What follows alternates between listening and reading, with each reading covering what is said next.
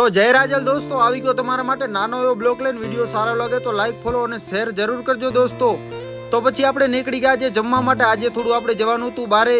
તો દોસ્તો તમે જોઈ શકો છો અમે જમવા પણ બેસી ગયા, હું રમેશ બ્રો.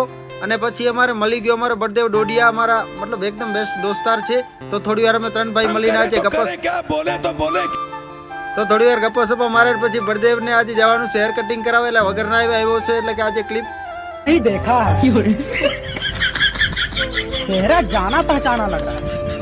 તો દોસ્તો પછી અમે મળીને થોડી વાર ટાઈમ પાસ કર્યો ને પછી ત્યાંથી અમે નીકળી ગયા અને પછી પહોંચી ગયા અમે લસ્સી પીવા માટે. તો અહીંયા પનવેલની લસ્સી એકદમ ફેમસ લસ્સી છે, ક્યારે બી આવો તો જરૂર પીજો લસ્સી. તો દોસ્તો પછી પડી ગયું અંધારું. તો પછી આપણે ગયા હતા પનવેલ થોડી ડિલિવરી કરવા માટે. દોસ્તો તમે જોઈ શકો છો. તો દોસ્તો પછી આપણે આવી ગયા જલારામ ભોજનાલયમાં અને દિનેશભાઈની મુલાકાત કરી. દિનેશભાઈ પટેલ એકદમ જલારામ ભોજનાલયના અમારા શેઠ છે, તમે જોઈ શકો છો બેસ્ટ દોસ્તો. અને એકદમ બેસ્ટ જમવાનું બનાવે છે અને શુદ્ધ ઘી પણ વેચે છે. તો દોસ્તો ઘી વગેરે કોઈને જોતું હોય તો જરૂર દિનેશભાઈનો કોન્ટેક્ટ કરજો. અને દોસ્તો પછી આપણે આવી ગયા પેટ્રોલ ભરાવવા માટે. અમારે દીપકભાઈ ચૌધરીનો ફોન આવ્યો હતો, તો હું દીપકભાઈ ચૌધરી આવી ગયા પેટ્રોલ ભરાવવા. અને અમારી સાથે આવ્યો એક નાનો એવો કમો. कौन है ये लोग, कहां से आते हैं?